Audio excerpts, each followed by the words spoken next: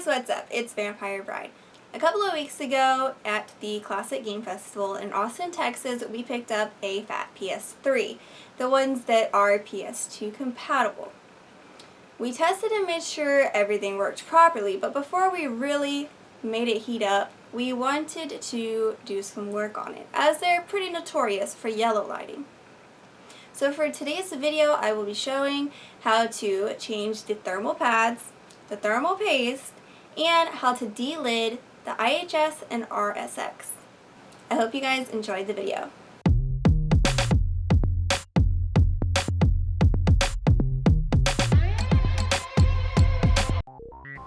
This is the 60GB fat launch model PS3. The best one to get for the PlayStation 2, PlayStation 1 backwards compatibility. After that, they started using emulators, then not having any backwards compatibility whatsoever. If looking for this specific model PS3, look for the barcode check A01.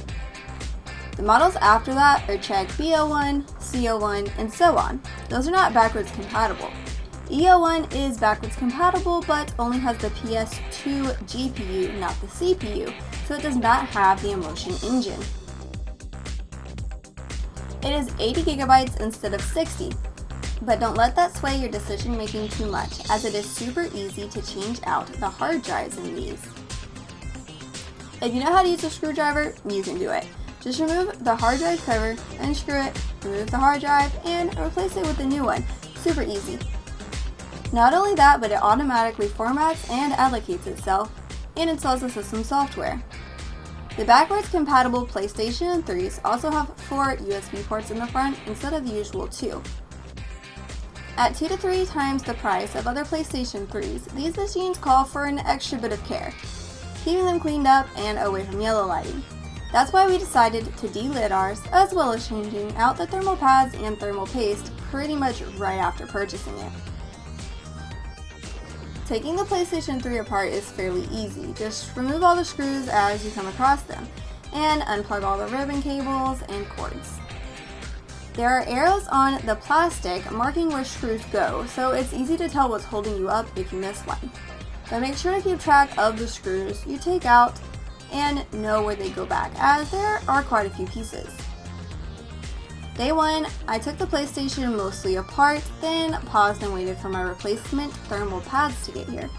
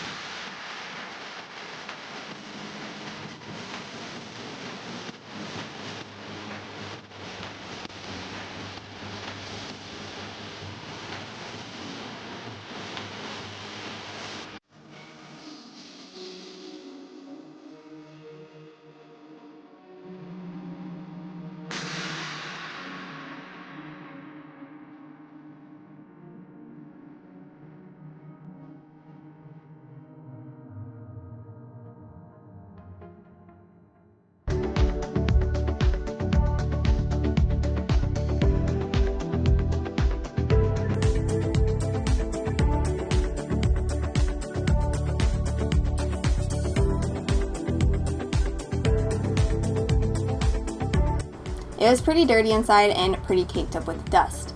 It's a good thing we had taken it apart and got it cleaned up before we really ran it and got it heated up. I finished taking it apart and cleaned it, but had to wait to get a heat gun before continuing, as it is the easiest way to get the GPU and CPU heated up enough to delid.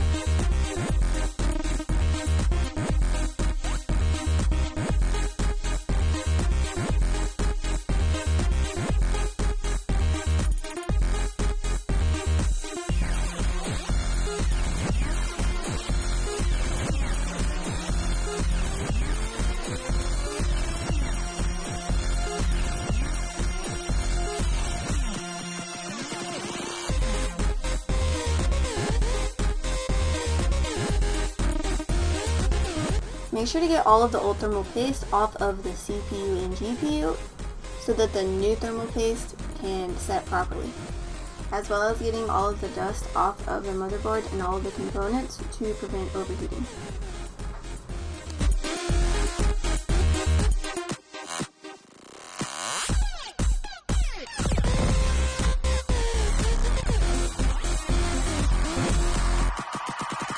The delidding process ended up being harder and more time consuming than I had expected.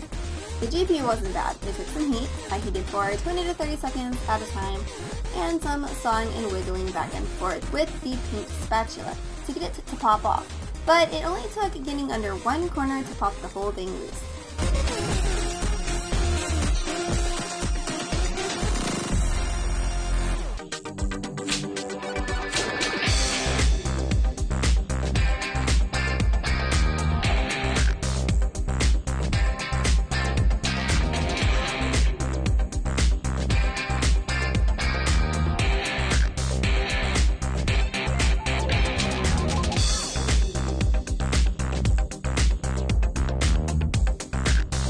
The CPU, on the other hand, was stuck on there. Even with significant heat, it did not want to budge. You're supposed to be able to stick the paint spatula tool into a small opening in the compound and then work your way around the processor, but it wouldn't fit. There's a little lip underneath the top plate that was stopping even a very thin tool from going under. So we really had to work at it to get it delidded.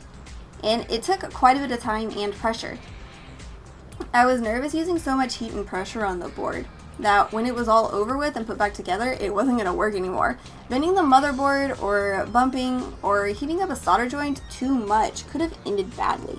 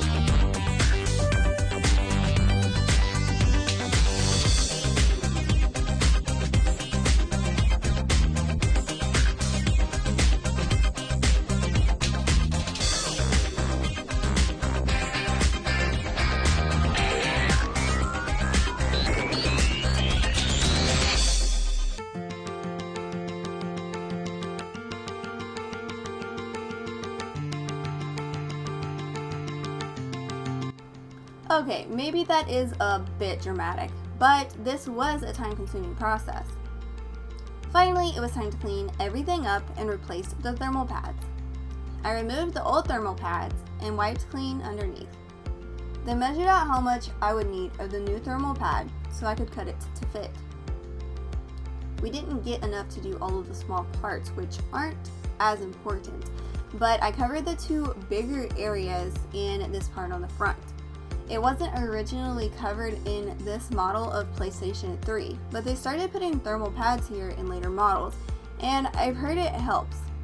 If not, oh well, it definitely won't hurt any.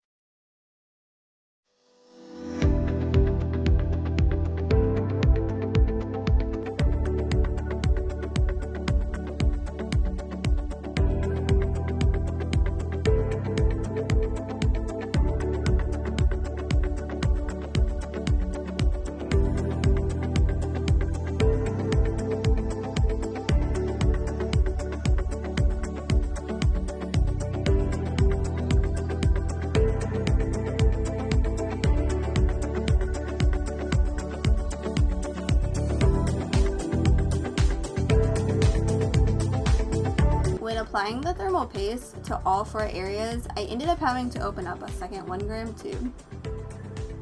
It's a small tube and I do apply it kind of generously, but it does take quite a bit of thermal paste.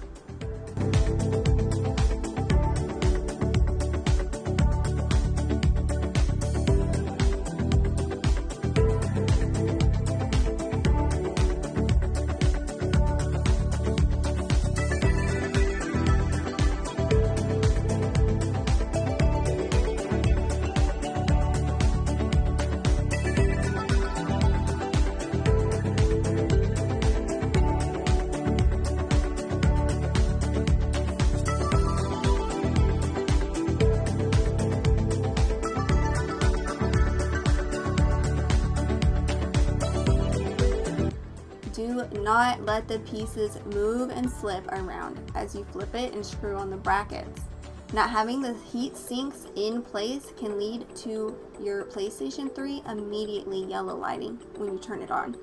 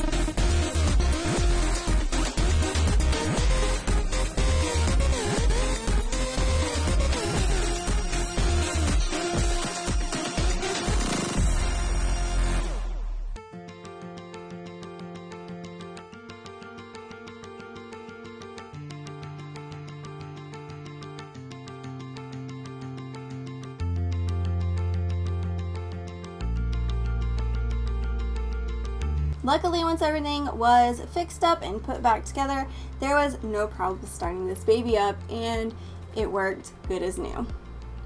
I was glad to have the project over with after it taking a lot more time than I had initially anticipated.